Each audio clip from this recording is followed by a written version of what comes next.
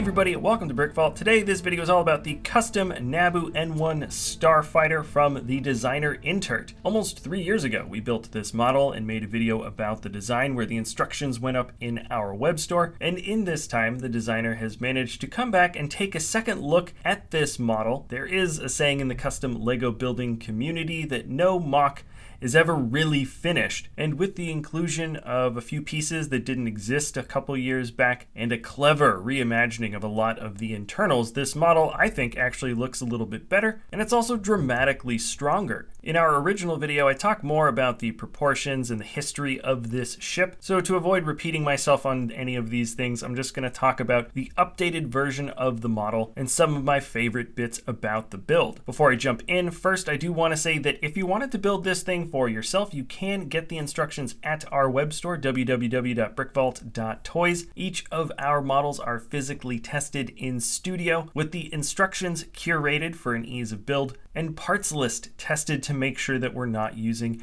any overly rare pieces. The designers we work with are insanely talented. Intert also put together an absolutely excellent looking B-Wing. And if you ever wanted to help support the channel or the builders we work with, you can check out that link in the description below. Now let's start off with a quick comparison between the original N1 design and the new one. The original is on the left-hand side of the screen, and the most noticeable thing you'll see immediately is that the shape for the engines has actually changed a little bit. In order to strengthen the connection point between the wing and the engine, the fundamental design had to be switched around, and I actually kind of like this new design. It is a little bit thinner in diameter, which technically is a proportional accuracy that was missing in the first model. Outside of that, the dimensions are essentially identical. You can see a slight structural change by the nose of either ship, and really most of the dramatic updates have ended up in the internals of the model. I feel like now it's worth just jumping in straight to the physicality of this model. It's amazing, sleek,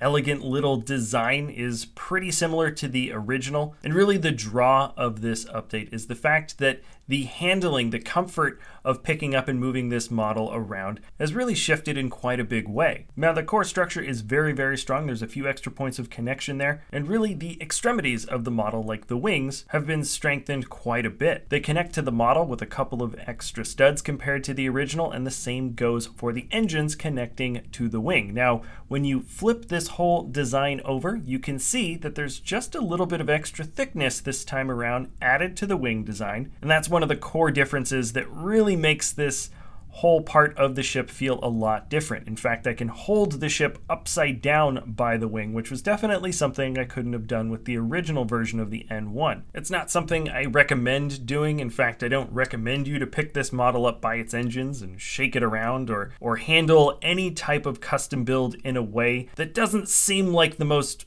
logical or structurally sound way to do it. Once again, this is just a way to show you really does have a bit of durability to it. Now here's our first little break. That tiny little piece at the end of the engine, of course, could come off. Any little extremity that looks thin and delicate probably still is. And then let me also show you the tail. The connections for the tail are pretty similar to the original. There is a little bit of extra strength added, but you can clearly see that it wobbles a little bit, and that's just the way that connection works. Moving over to the nose, those clipped in tiles, the 1x6 tiles, have pretty much the same connection point with the clip, but now they are covered by those 2x2 round pieces, which mean you don't snag them quite as often as the original model. Also, I think it looks a little bit smoother. Looking at the underbelly, it's very similar. It looks at least initially similar to the original model, but this time there are a couple of ratcheted joint pieces there that can clip straight into a different stand, a newly designed stand that's very, very strong. And that makes a big difference if you want to display this piece. There isn't really much of a chance of this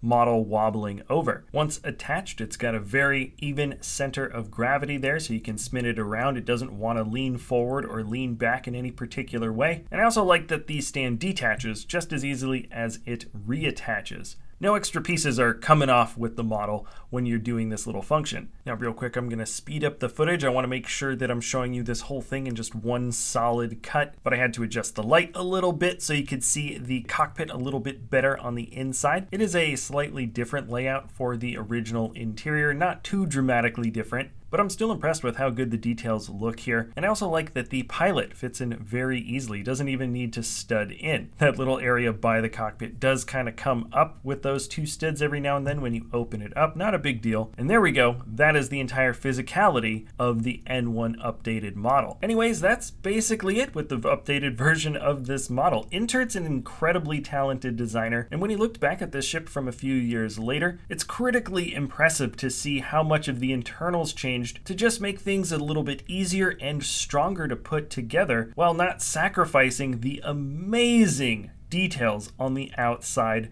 of the ship. Anyways, this was in fact a pretty fun thing for me to put together, the 2.0 version of the N1. I was a big fan of the original design, and it was super exciting to see just how much more efficient and concise someone can get when playing around with an internal structure. So thanks for watching, everybody. This is a fun video to see how custom creations can change over time. If you enjoy our content, you can always like, subscribe, comment, share, or check out our web store linked in the description below, www.brickvault.toys. Who knows, maybe we'll splurge and do a chromed out version of this ship at some point, but I guess that'll be something for a later time. Thanks again for watching, everybody, and we'll see you next time at BrickVault.